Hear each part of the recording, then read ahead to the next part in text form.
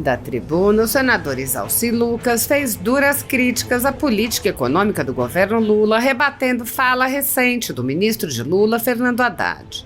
O senador disse: "Vou falar aqui sobre o governo, as contas desencontradas de Haddad e da matemática de Dilma, com seus cálculos incalculáveis, exemplos de que ríamos e com que hoje nos assustamos ao saber que era assim e assim será." Na recente saga de mal-entendidos e políticas econômicas desajustadas, o ministro da Fazenda, Fernando Haddad, parece ter encontrado um cenário mais digno de um conto gótico do que de um plano de desenvolvimento econômico moderno para o país. O senador disse: "Haddad revelou uma nova loucura e teoria, a de que há fantasminha fazendo a cabeça das pessoas e prejudicando o nosso plano de desenvolvimento. O que podemos dizer é que essa declaração é apenas para justificar a desordem econômica sobre a administração. Fora isso, apenas podemos imaginar e dizer ao presidente aqui e a seus apoiadores: quem mandou escolher alguém que mal sabe fazer conta?" A queixa do ministro de que o mercado é influenciado por forças invisíveis, sugerindo a presença de espíritos que perturbam o progresso econômico, é no mínimo uma viagem ou ilusão de quem faz algumas viagens mentais esquisitas. Isalci Lucas alertou que a fala de Haddad aumentou a desconfiança do mercado e comentou: "Graças a Deus, esse hoje ministro não chegou a ser presidente. Seria ainda pior do que o que hoje está aqui e se apresenta." O senador explicou que as descrições feitas por Haddad, alegando perspectivas positivas, não se sustentam nos fatos. Isalci Lucas disse: "Quando se aprofunda na análise desses dados, a imagem pintada pelo ministro desmorona. O equilíbrio das contas e o controle da inflação podem ser apenas ilusões temporárias, mantidas por medidas artificiais que não endereçam os problemas estruturais do país." O senador Isalci criticou ainda as narrativas do presidente Lula, dizendo: "O discurso do presidente é mentiroso e tenta minimizar o problema, apontando para a folga permitida pelo arcabouço fiscal. Isso é, acima de tudo, crime. É mentira e engano. É um tapa na cara da realidade econômica do país." Ele alertou para os problemas futuros e disse: "O ministro Haddad ainda ficará rondando a cabeça deste governo, que precisa de culpados e fantasmas invisíveis, enquanto os problemas reais crescem e aparecem." Dirigindo-se a Haddad, o senador disse: "Veja que o mercado financeiro, conhecido por sua sensibilidade a declarações de figuras públicas, teve dias desastrosos logo após os seus comentários. Portanto, a combinação da ata do Federal Reserve, indicando juros altos por mais tempo, e das palavras desastrosas de Vossa Excelência, resultou uma tempestade perfeita. A curva futura de juros subiu, o dólar disparou e o Ibovespa caiu por 4 sessões consecutivas, atingindo o menor nível de quase um mês. Esses não são sinais de um mercado influenciado por fantasmas, mas sim por políticas inconsistentes e declarações irresponsáveis." Há mais de 10 anos, a Folha Política atua noticiando fatos, discursos, argumentos e denúncias que são obliteradas pela velha imprensa. Nosso veículo de imprensa dá voz às vozes conservadoras, ao anticomunismo, à defesa dos direitos fundamentais e da liberdade de expressão e de imprensa, além de trazer ao público os vídeos dos pronunciamentos de autoridades para que o público possa formar sua própria opinião sobre o que foi dito e não precise depender de relatos de terceiros. Quem controla a informação, controla em última instância a realidade. grupos monopolísticos e cartéis que se associam com o intuito de barrar informações contrárias ou inconvenientes, atuam em conluio com a finalidade de aniquilar qualquer mídia independente, eliminando o contraditório e a possibilidade de um debate público amplo, honesto, abrangendo todos os feixes e singularidades dos mais diversos espectros políticos. Controlando as informações, o cartel midiático brasileiro tenta excluir do debate e, em última instância, da vida pública, os conservadores e os veículos que dão voz a essas pessoas. A renda de mais de 20 meses de trabalho da Folha Política está sendo confiscada a mando do ministro Luiz Felipe Salomão, ex-corregedor do TSE, com respaldo e apoio de Luiz Roberto Barroso, Alexandre de Moraes e Edson Fachin. A decisão confisca de forma indiscriminada todas as receitas advindas do YouTube, indicando claramente que a intenção não é a de excluir conteúdos específicos, mas sim de calar o canal e eliminar o jornal.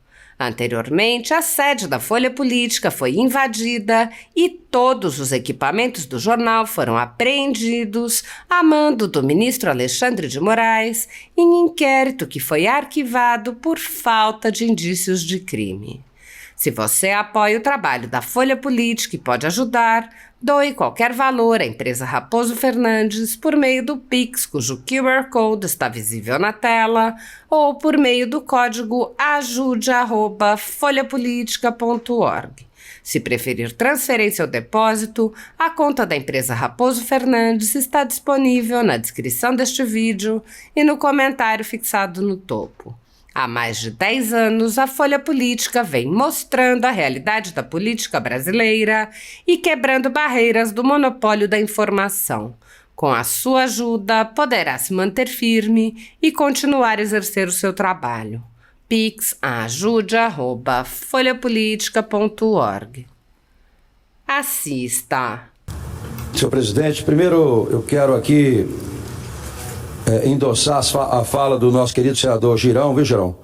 Pode contar comigo nessa jornada, nessa luta, que acho que nós seremos vencedores com relação aos bingos. Já tivemos essas experiências aqui no Brasil e que não foi muito boa, principalmente para os aposentados, que ficam por conta disso. Então, estamos juntos nessa luta, contem comigo. Bem, hoje eu vou falar aqui, presidente, sobre o governo nas contas desencontradas de Haddad e da matemática de Dilma com seus cálculos incalculáveis. Exemplo que ríamos e que hoje nos assustamos ao saber que era assim e assim será. Na recente saga de mal-entendidos e políticas econômicas desajustadas, o ministro da Fazenda, Fernando Haddad, parece ter encontrado um cenário mais digno de um conto gótico do que de um plano de desenvolvimento econômico moderno para o país. Na sua participação na Comissão de Finanças e Tributação na Câmara, Haddad revelou uma nova loucura e teoria, a de que há fantasminhas fazendo a cabeça das pessoas e prejudicando o nosso plano de desenvolvimento. O que podemos dizer é que essa declaração é apenas para justificar a desordem econômica sob a administração. Fora isso, apenas podemos imaginar. Ao presidente e aqui seus apoiadores, o que podemos imaginar e dizer é que quem mandou escolher alguém que mal sabe fazer conta? A queixa do ministro de que o mercado é influenciado por forças invisíveis, sugerindo a presença de espíritos que perturbam o progresso econômico, é no mínimo uma viagem ou ilusão de quem faz algumas viagens mentais esquisitas. O ministro sabe que a realidade é que o mercado financeiro não é movido por fantasmas, e sim por decisões e políticas concretas que, quando mal geridas, resultam em desastres previsíveis. As palavras de Haddad, longe de acalmar os ânimos, lançaram mais lenha na fogueira da desconfiança do mercado. Graças a Deus, esse hoje ministro não chegou a presidente. Seria ainda pior do que o que hoje está aqui e apresenta. Haddad tenta em vão convencer que vários indicadores macroeconômicos são positivos e que as expectativas da Fazenda estão se realizando. No entanto, quando se aprofunda na análise desses dados, a imagem pintada pelo ministro desmorona. O equilíbrio das contas e o controle da inflação podem ser apenas ilusões temporárias, mantidas por medidas artificiais que não endereçam os problemas estruturais do país. Quando Haddad questiona de onde vêm as informações que contradizem o seu otimismo, ele parece esquecer que o mercado é movido por fatos e não por discursos ensaiados e nem fantasmas que ficam rondando a cabeça dos ministros. Ao debruçar-me sobre o rombo nas contas públicas, é impossível não ver a crescente projeção de déficit, agora estimado em 14,5 bilhões. Isso revela um abismo financeiro que vai além das previsões otimistas e benevolentes do governo. O discurso do presidente é mentiroso e tenta minimizar o problema apontado para a folga permitida pelo arcabouço fiscal. Isso é, acima de tudo, crime. É mentira e engano. É um tapa na cara da realidade econômica do país. A dívida bruta, que há uma década era menor de que 60% do PIB, agora já atinge alarmantes 74,4%. Se continuar nesse ritmo, o Brasil enfrentará sérias consequências nas taxas de juros, câmbio e crescimento econômico. A credibilidade da política fiscal, outrora mais robusta, está em declínio. O arcabouço fiscal aprovado agora em 2023 já sofreu alterações e vai ser mexido de forma inconstitucional para afrouxar as metas. E mesmo assim, duvidamos que haja capacidade do governo de manter as contas dentro dos limites estipulados. Senhoras e senhores, o ministro Haddad ainda ficará rondando a cabeça desse governo, que precisa de culpados e fantasmas invisíveis, enquanto os problemas reais crescem e aparecem. Senhor ministro Haddad, veja que o mercado financeiro, conhecido por sua sensibilidade e declarações de figuras públicas, teve dias desastrosos logo após os seus comentários. Portanto, a combinação da ata do Federal Reserve, indicando juros altos por mais tempo, e as palavras desastrosas de Vossa Excelência, resultaram em uma tempestade perfeita. A curva futura de juros subiu, o dólar disparou, o Ibovespa caiu por 4 sessões consecutivas, atingindo o menor nível de quase um mês. Esses não são sinais de um mercado influenciado por seus fantasmas, mas sim por políticas inconsistentes e declarações irresponsáveis. Há uma preocupação muito forte, presidente, com essa gestão econômica. Mas eu queria também, presidente, aproveitar, espero que seja votado na semana que vem, aliás, essa semana, na Comissão de Educação, um projeto que eu apresentei, incluindo a administração financeira nas escolas, não criando um currículo, mas um conteúdo transversal. Você vê, né, nós não temos hoje exemplo nenhum de poupança, de economia. As pessoas não sabem, muitas vezes, hoje calcular. O próprio governo é um exemplo, um mau exemplo. Se você pega o nosso orçamento hoje do Brasil, senador Girão, mais da metade de tudo que a gente arrecada, mais da metade é para pagar juros e serviço da dívida. Tem que pagar? Lógico que tem que pagar. Agora, é o que está acontecendo hoje. Cada dia que passa, vai aumentando a dívida. E essa dívida tem juro. Então, a população brasileira hoje, em especial até os servidores, 70% da população está devendo. Tem dívidas acumuladas. Então, nós precisamos urgentemente começar a educação financeira nas escolas. Aliás, não só a educação financeira, tudo que precisa ser ensinado tem que ser através da educação. Não adianta. A gente vê exemplos como a faixa de pedestre, né? Você vê o cinto de segurança. São ações que as próprias crianças é que cobram dos adultos, dos pais. Muitas vezes, não é que está dirigindo seu cinto, eles chamam a atenção dos pais. Por quê? Porque foi trabalhado na escola. Então, se a gente quer mudar esse país em qualquer que seja a situação, a gente tem que trabalhar na escola. E essa questão da administração financeira, ela é fundamental. Da mesma forma, tem um outro projeto também tramitando nessa mesma linha de conteúdo transversal sobre educação moral e cívica. O brasileiro precisa resgatar valores, né? As crianças precisam aprender isso, a respeitar os mais velhos, respeitar o professor, né? Precisa conhecer um pouco mais, né, sobre essas questões, porque não adianta. E não pode ser disciplina, porque na prática cabe ao Conselho Nacional de Educação a criação de disciplinas. Não é competência nossa, mas obrigar que haja o conteúdo transversal, aí sim, nós estamos mudando a LDB, a Lei de Diretrizes da Educação. Agora, quero chamar a atenção também, presidente, com relação à educação, que é o Plano Nacional de Educação, que vence agora, né? 10 anos, Girão. Eu fiquei quase 2 anos e meio viajando, discutindo esse plano na Câmara, impedindo uma série de coisas que queriam colocar no plano, inclusive ideologia de gênero. Eu apresentei emenda e tiramos do Plano Nacional de Educação. E agora começa novamente a discussão. Já foi um desastre o CONAI, né, que discutiu aí aqueles conselhos da educação. Mas, de qualquer forma, foi apresentado o projeto, a professora Dorinha apresentou um projeto, prorrogando realmente o plano até 2028. E o governo insistiu que prorrogasse apenas até 2025.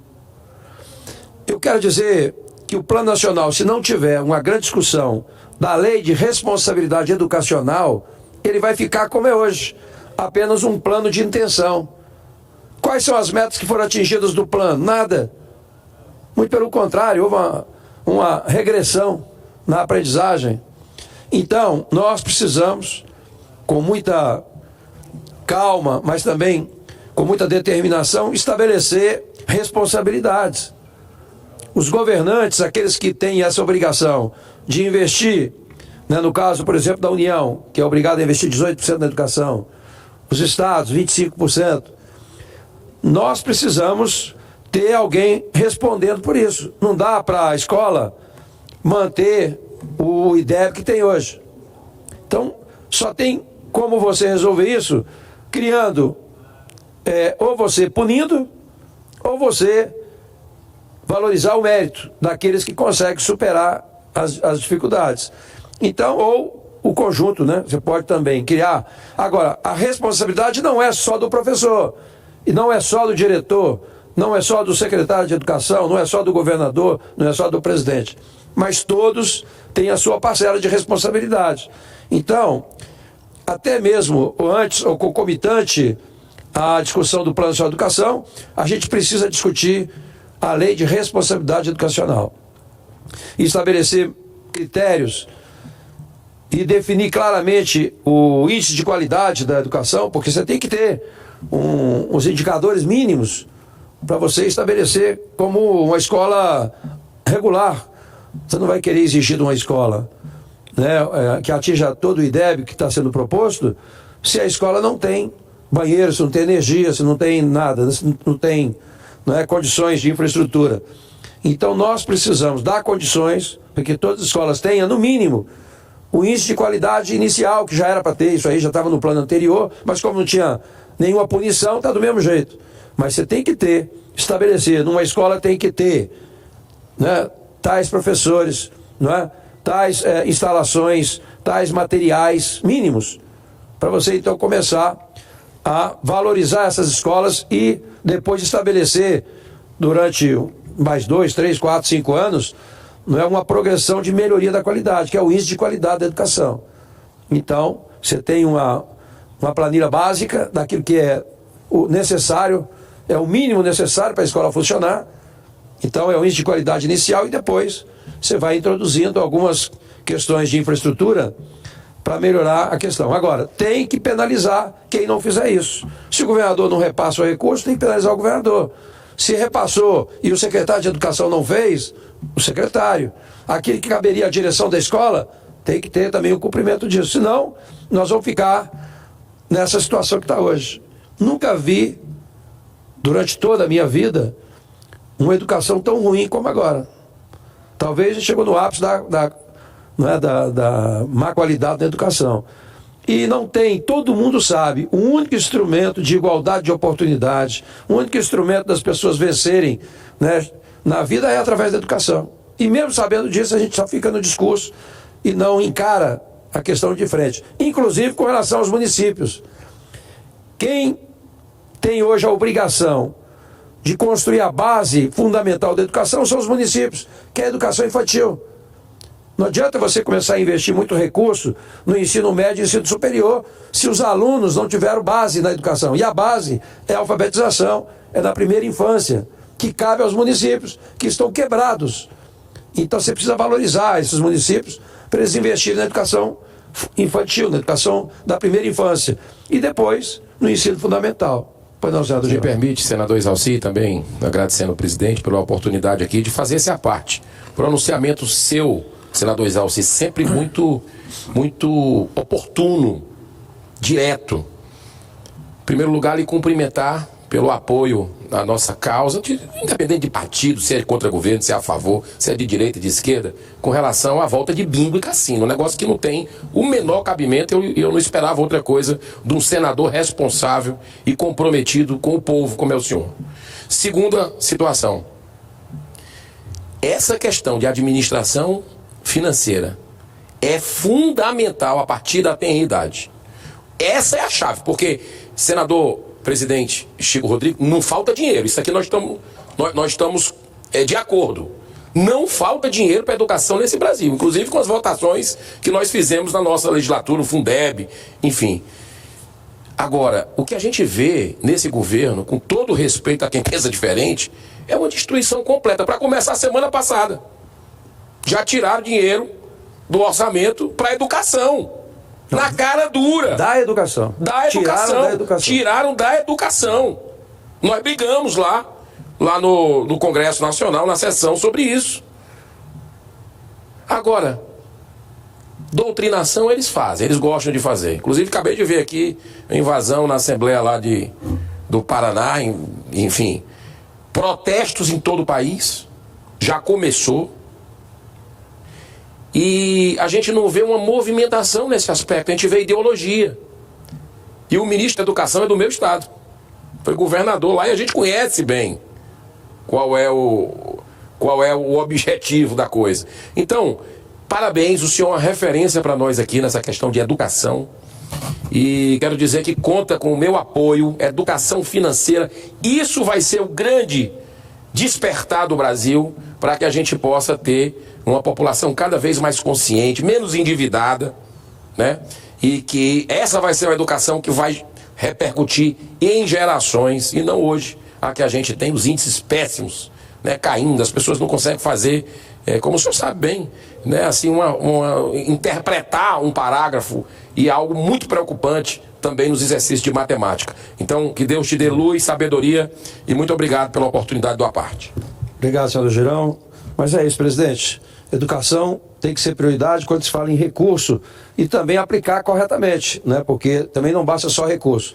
As pessoas precisam aplicar na educação de forma correta.